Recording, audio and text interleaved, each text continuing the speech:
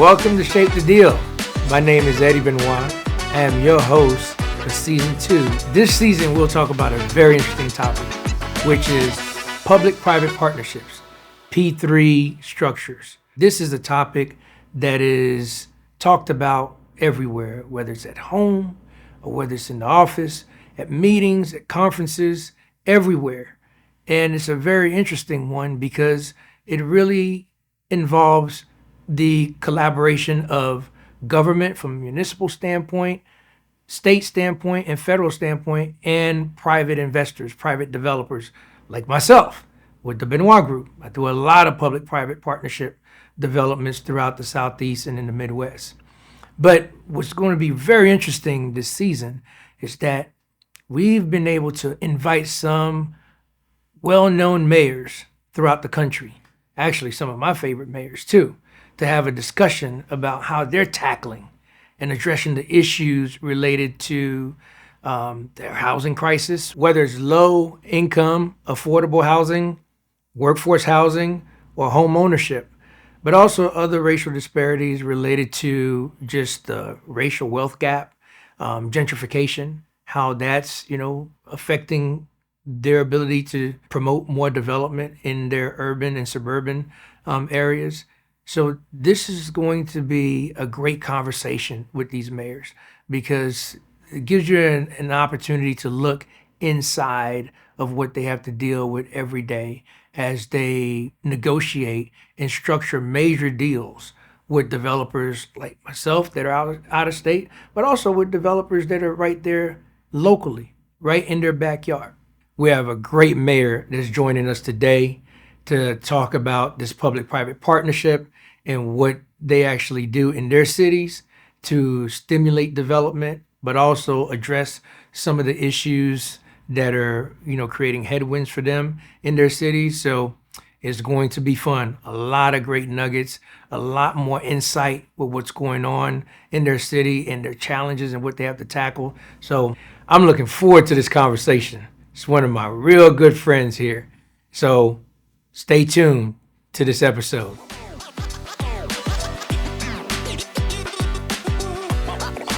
Hi, I'm Memphis Mayor Paul Young. Welcome to Shape the Deal. We're here today to talk about the public-private partnership series that we're launching this year. But we will be hosting some of our favorite mayors, actually some of my favorite mayors, throughout the U.S. Again, my name is Eddie Benoit. I'm your host today. I'll be joining my good friend here, Mayor Paul Young out of Memphis, Tennessee, that's joining us here in the ATL. So how's it going? Very good, man. Excited to be here with you. Yeah, I'm doing great, great. Listen, man, this is a great weekend to be here in Atlanta. Yeah, it's beautiful, man. Seeing all the mayors from across the country come together. And, I'm relatively new. I'm 4 months in. And so, building those relationships are so important because we can learn so much from each other. Well, it's really interesting. You're one of the I guess the neophyte, mayors. You're in your freshman year, right? Yep.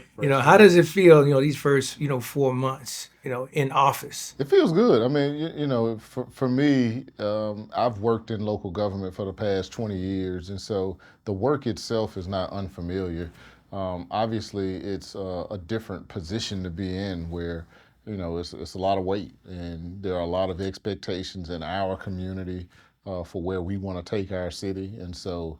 I feel that weight. I feel that concern at night when I'm sleeping and thinking about all the things going on in the city. But at the end of the day, I feel good. And I feel like I'm in a position that I've been working for my whole life. And, I'm going to give it my all. I love it. Now, you're born and raised in Memphis, right? Born and raised, man. I've been in the city. I went to college in Knoxville, and I lived in New York for about a year. But other than that, it's been all Memphis, and so. Are you a UT guy? I'm a UT guy. Yeah, my oldest daughter went UT undergrad. Great, go Vols. But Knoxville was great, but Memphis is where the heart is. My family's been rooted there. My parents are preachers in the city, and so have a long track record of public service and community service because they're preachers. But for me, it's just all about continuing to give back to the city that I love. What made you want to run for mayor? Because I know it was a very tight It, race. it was a tight race. I think there were 17 of us that were actually in the race. It was the first non-incumbent election in our city in 52 years. But for me, it was an extension of the work that I have been dedicating my life to. I'm a city planner. I led the Division of Housing and Community Development for the city for a number of years. I was the not director, but the president of Downtown Memphis Commission. And so in those roles, I was doing a lot to advance community development, and I view the mayor's office as being the pinnacle of community development. And so I just decided to throw my hat in the ring and just put my all into it. Yeah, I remember I was watching that race. I was like 17 people. Yeah, Wow. it was crazy. But, we stayed focused and tried to articulate a message that the community needed. I mean, we were really about uniting our community to address our challenges. And we aren't unlike other cities, but, crime has been top of mind in Memphis. And my goal has been to have a holistic approach when we talk about it and really elevate our city to where it should be as the largest majority black city per capita in the nation. I feel like that's a strength. It's something that we should be leaning into. It should be something that we are saying in every speech so that people see that as a strength and not as a negative, as it can sometimes come across in the national news. And so I want to change that. It's an interesting little factoid there as far as, the largest, black, city, per capita.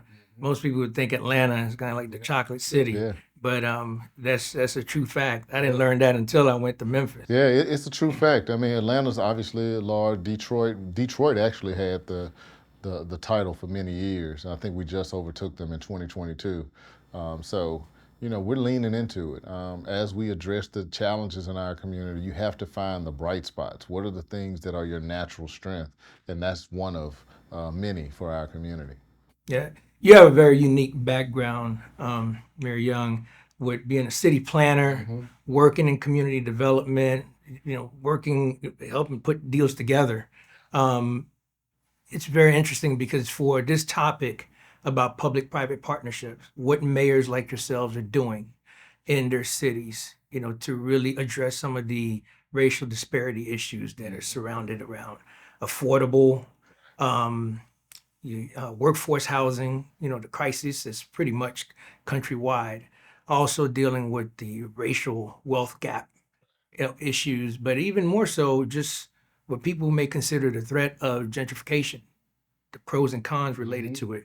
With your background, what are you seeing, and what's your approach from an administration standpoint over these next 3.5 years?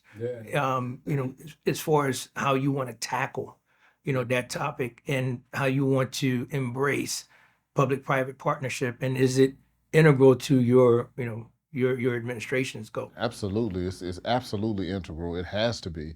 The government can't solve all the problems. We need private sector partners that are willing to make investments, and we want those private sector partners to get a reasonable return.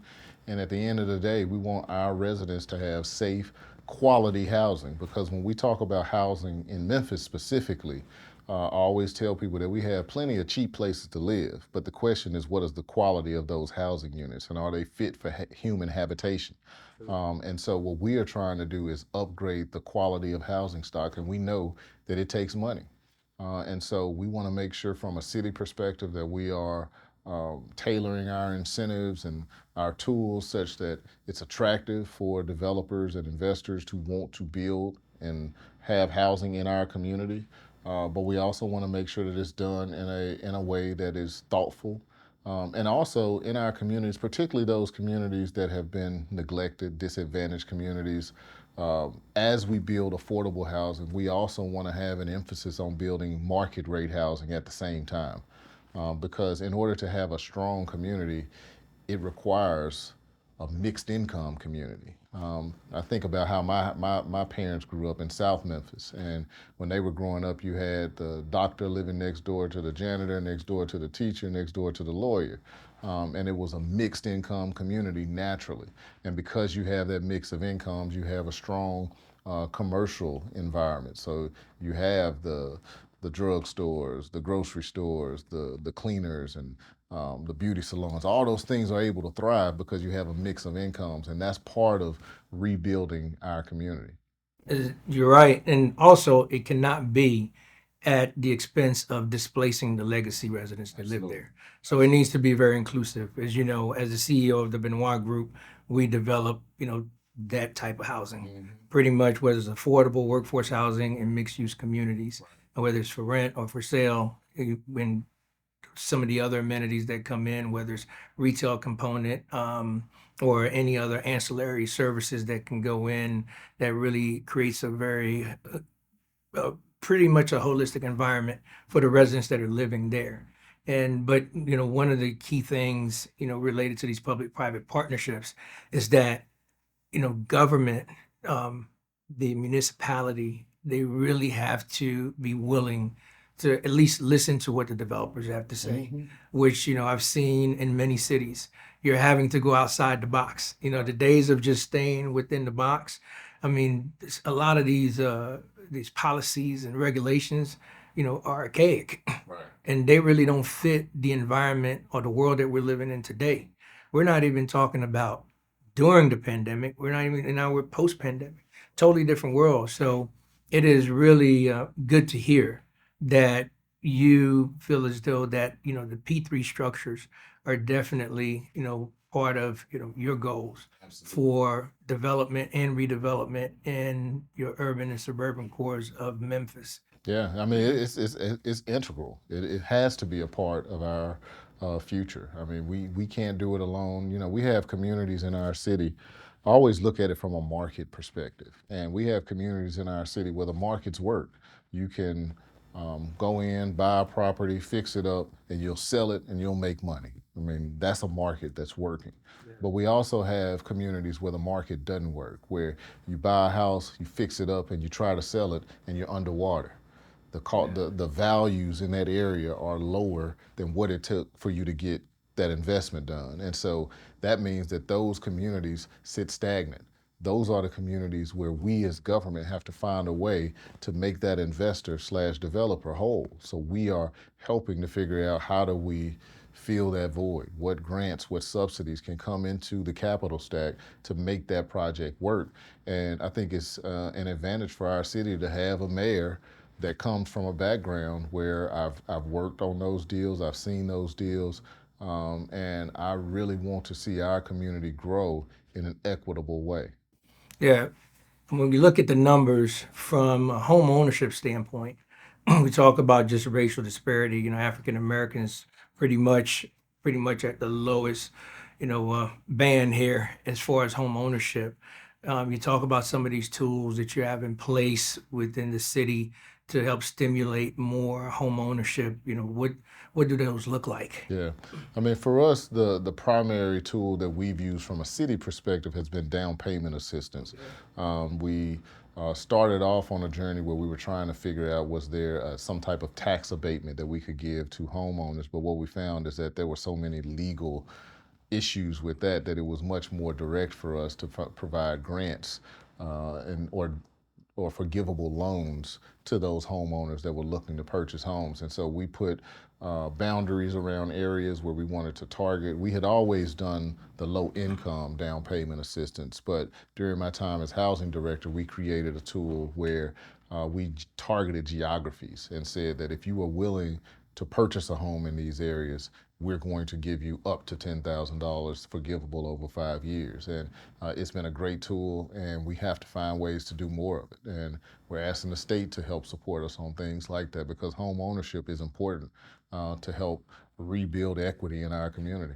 Definitely. All these tools are very important. I've seen different cities adopt different, approaches in order to create that subsidy, per se, whether it's the down payment assistance or tax abatement. I've seen situations where if we're entering into a private enterprise agreement with either the development authority for the municipality or the public housing authority, we can actually, for some of the homes that fall within the affordable, guidelines, where we can actually abate the land costs.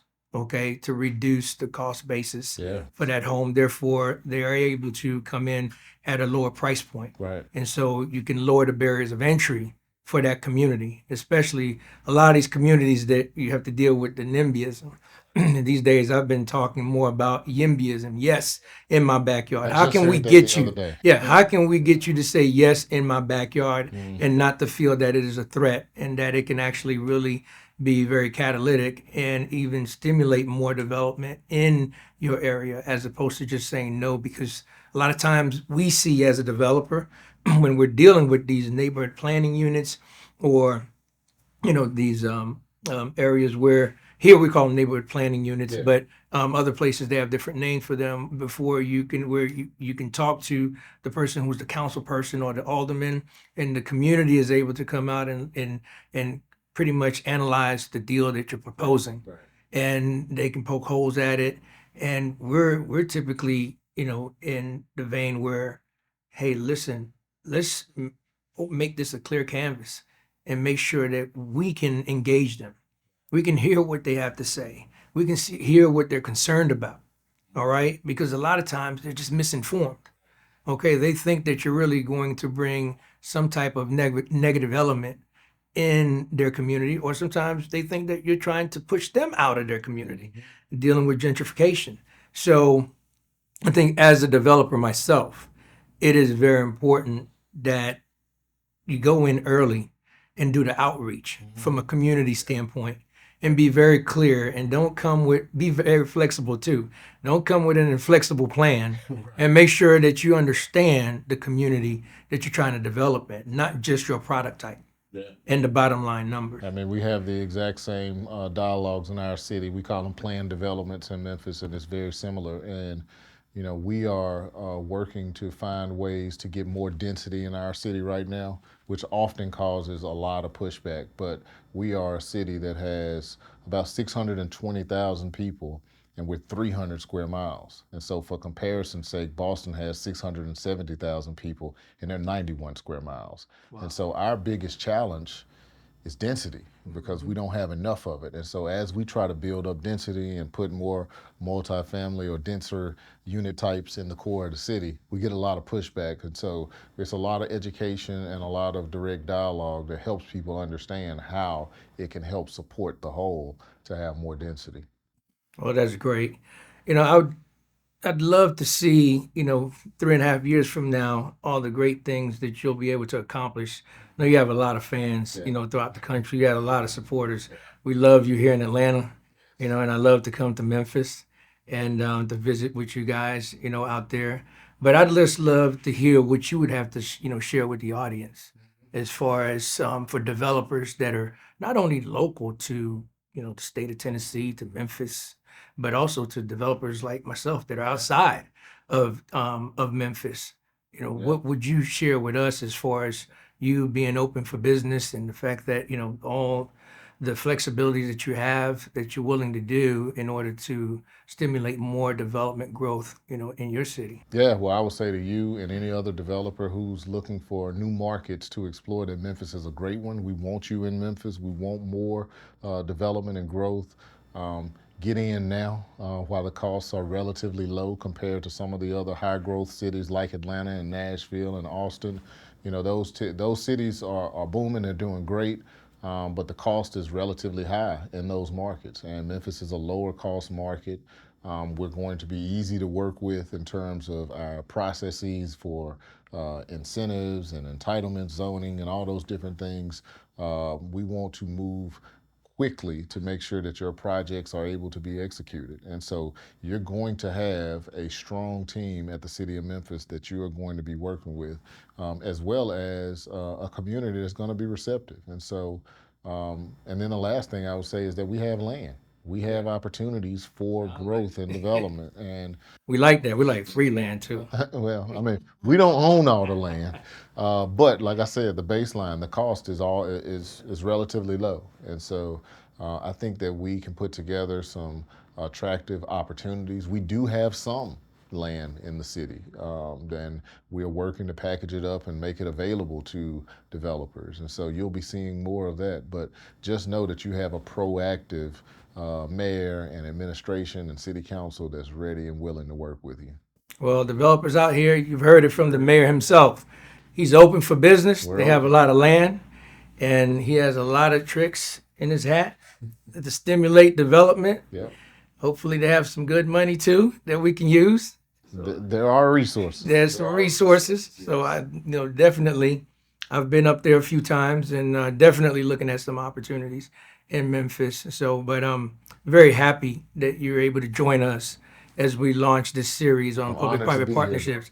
And, this is a topic that we hear everywhere we go. And so, therefore, it was important for me to highlight, the additional challenges that you have as a mayor, on top of all the expectations that you have, okay? But even more so, just being a Black mayor and a new mayor, in your city. And so, thank you for coming.